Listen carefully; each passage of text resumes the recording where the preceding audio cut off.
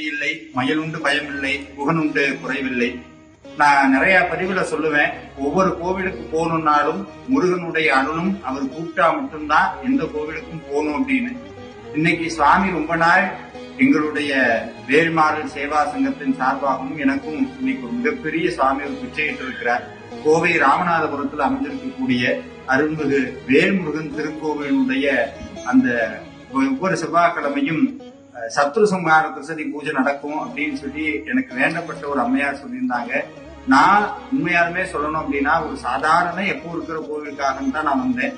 ஆனா இங்க வந்ததுக்கு அப்புறம் நடந்த ஒவ்வொரு நிகழ்வும், நடந்த ஒவ்வொரு பூஜையும், சுவாமியை இங்க கொண்டாடக்கூடிய விதத்தையும் பார்த்ததுக்கு அப்புறம் பழனியில எப்படி இருக்குமோ அதே மாதிரி இன்னைக்கு சாமிக்கு அவ்வளவு அழகா இருந்தது. இன்னைக்கு முருகனுடைய அருளால இந்த அற்புதமான கோவிலுக்கு நான் வந்திருக்கேன். இன்னைக்கு சுவாமி எனக்கு இந்த அற்புதமான பாக்கியத்தை கொடுத்திருக்கிறார். சாமியினுடைய பெருமைய வார்த்தைகளால சொல்ல இயலாது, முருகன் மட்டும்தான் உணர்த்த முடியும். முருகனுடைய அருளால மறக்காம இந்த கோவிலுக்கு வந்து பாருங்க.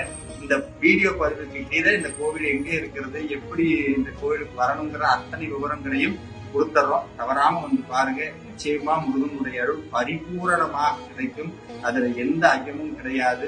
நன்றி, வணக்கம்.